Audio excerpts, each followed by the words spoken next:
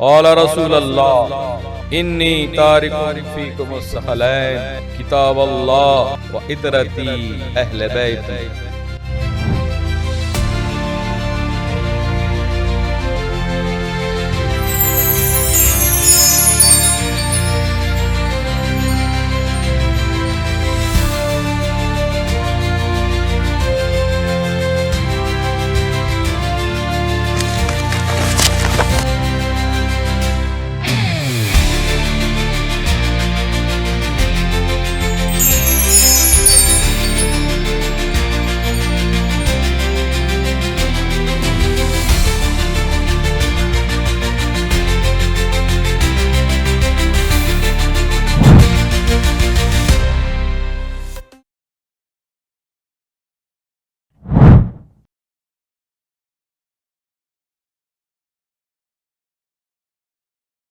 اعوذ باللہ من شر الشیطان اللعین الرجیم، بسم اللہ الرحمن الرحیم، الحمد للہ رب العالمین، الصلاۃ والسلام علی رسولہ الکریم واہل بیتہ الطیبین الطاہرین واصحابہ المنتجبین، اما بعد۔ آج کی گفتگو کتب اربع کی دو کتابوں سے متعلق ہے، اور وہ ہے تہذیبان۔ تہذیبان یعنی کتب اربع کی تیسری اور چوتھی کتاب کو ملا کر تہذیبان کہتے ہیں، جیسے مغربین ہیں، جیسے حسنین ہیں۔ اس طرح جو ہے تہذیبان یعنی دو کتابیں جو کتب اربع کی دو کتابیں، جیسے تہذیب الاحکام اور الاستبصار فی مختلف من الاخبار۔ اس کے مؤلف شیخ الطائفہ ابو جعفر محمد بن حسن طوسی، جو متولد ہیں 385 ہجری کے۔ 385 ہجری میں شیخ طوسی کی ولادت ہوتی ہے، جو ہمارے علماء میں سب سے عظیم ترین اور یوں سمجھیے کہ مؤسس ہے، بانی ہے حوض نجف کے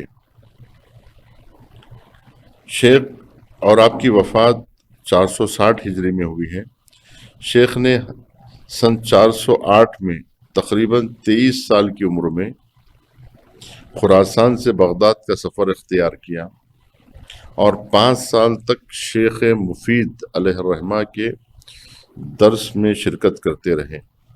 شیخ مفید کی وفات کے بعد رمضان 413 میں سید مرتضیٰ رحمۃ اللہ علیہ کے درس میں حاضر ہوئے۔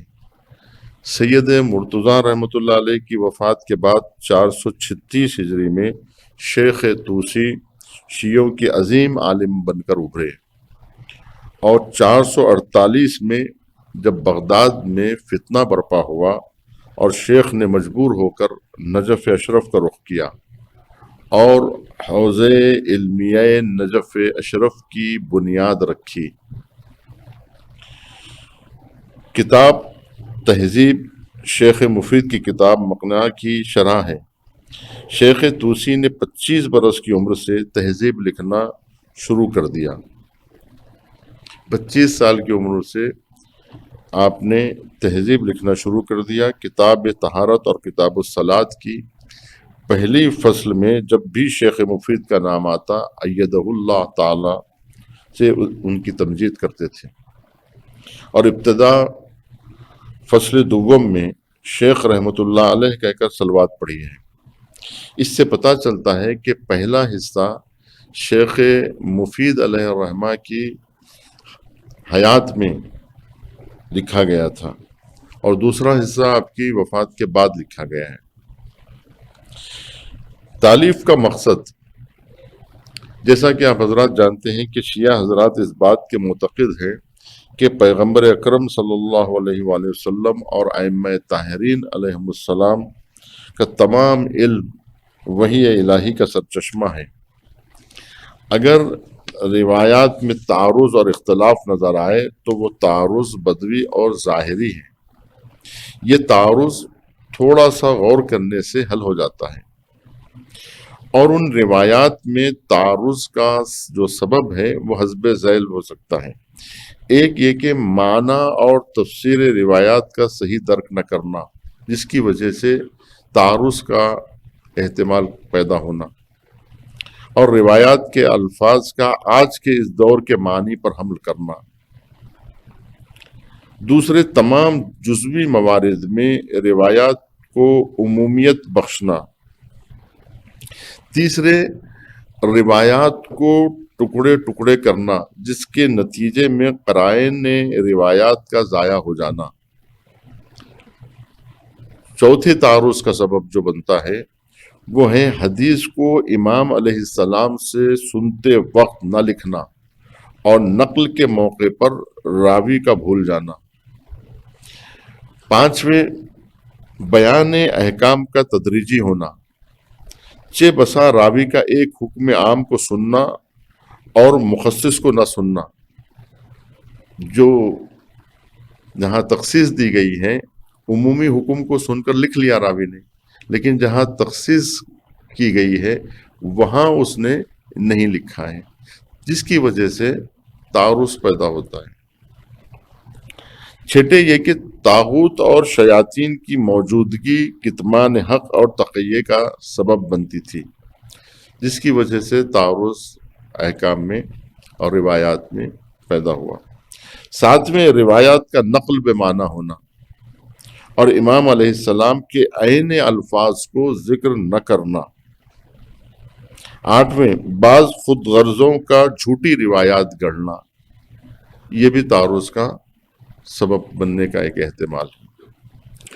چوتھی اور پانچویں ہجری میں تعارض روایات کا مسئلہ نہایت ہی بڑا مسئلہ بنا ہوا تھا۔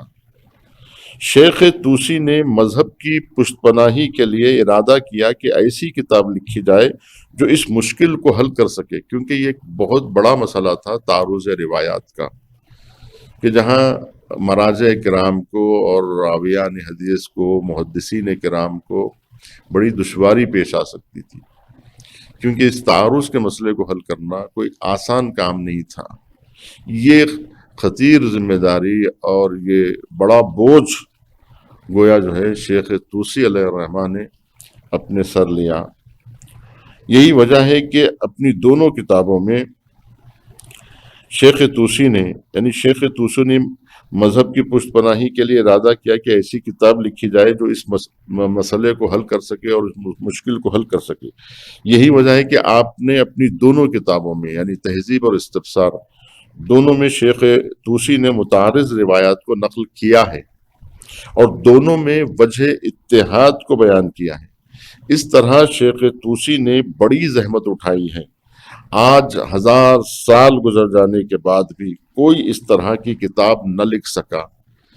یہ شیخ توسی کا عظیم ترین کارنامہ تاریخ اسلام میں اور تاریخ تشیع میں سنہرے الفاظ میں ہمیشہ لکھا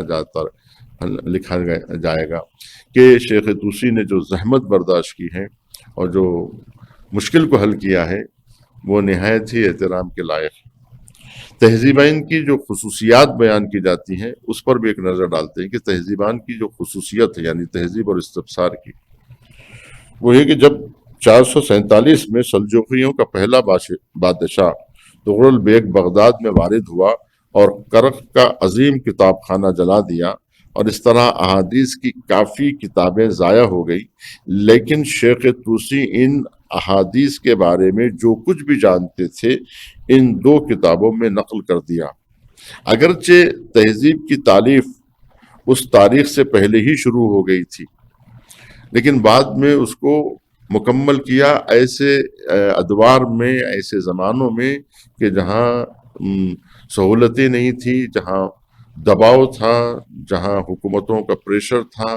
ان حالات میں جو انہوں نے علمی خدمات کے سلسلے کو جاری رکھا وہ نہایت ہی احترام کے لائق ہے۔ دوسرے یہ کہ کافی اور فقی میں وہ جسے صحیح سمجھتے تھے لکھتے تھے، لیکن شیخ نے اپنی 2 کتابوں میں متعارض روایات کو پیش کیا ہے، یعنی اصول کافی اور فقی میں وہی احادیث جمع ہوئے ہیں جو صحیح سمجھے جاتے تھے وہی انہوں نے لکھا ہے، لیکن شیخ طوسی علیہ الرحمہ نے اپنی 2 کتابوں میں متعارض روایات کو پیش کیا ہے۔ تیسرے یہ کہ شیخ جن روایات کو صحیح سمجھتے ہیں اسے ہر باب کی ابتدا میں ذکر کرتے ہیں، اور جسے صحیح نہیں سمجھتے آخری باب میں ذکر کرتے ہیں۔ اس طرح روایات کو ضائع ہونے سے بچاتے ہیں۔ تو یہ بہت بڑی خدمت ہے اگر دیکھا جائے کہ صرف صحیح روایات کو جمع کرنا اور دیگر روایات کو چھوڑ دینا، جس کی وجہ سے ایک بڑا باب جو ہے وہ ضائع ہو جاتا۔ لیکن شیخ طوسی نے ایک عظیم کارنامہ انجام دیتے ہوئے، لیکن اس میں رعایت آپ نے کیا برتی اور دقت کیا کی؟ آپ نے دقت یہ کی کہ وہ روایات جس کو آپ صحیح سمجھتے تھے اسے ابتدا میں ذکر کیا، اور جسے ضعیف السند سمجھا کرتے تھے اسے آخر باب میں اس کو ذکر کیا ہے، تاکہ یہ اندازہ ہو کہ ابتدا میں جو حدیثیں نقل کی جا رہی ہیں، جو روایات نقل کی جا رہی ہیں، وہ صحیح طرق سے حاصل ہوئی ہیں، اور وہ روایات جو بعد میں ذکر کی جا رہی ہیں اس کی سند جو ہے وہ کمزور ہے۔ چوتھے یہ کہ اس کتاب کی نظم اور ترتیب وہی شیخ مفید کی کتاب مقنعہ کی نظم اور ترتیب ہے، اس لیے کہ تہذیب کتاب مقنعہ کی شرح روائی ہے، جس طرح وسائل الشیعہ شرائع الاسلام کی شرح روائی ہے۔ پانچویں، ان دونوں کتابوں کی روایات معمولاً معلق ہے، یعنی سند کا کچھ حصہ نقل کرتے ہیں اور کچھ حذف کرتے ہیں، اور محذوف حصہ کتاب کے آخر میں لکھ دیا جاتا ہے، جس سے محذوف کو پہچانا جا سکتا ہے۔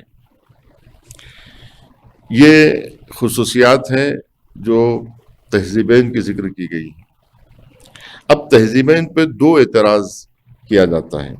پہلا اعتراض یہ ہے کہ ابن ادریس کا کہنا ہے کہ شیخ طوسی نے ہر اچھی بری یعنی ہر صحیح و ضعیف کو نقل کر دیا ہے، لیکن یہ اعتراض وارد نہیں ہوتا ہے، اس لیے کہ شیخ طوسی نے ہر باب کی ابتدا میں صحیح روایتیں اور آخر میں ضعیف روایتوں کو نقل کیا ہے۔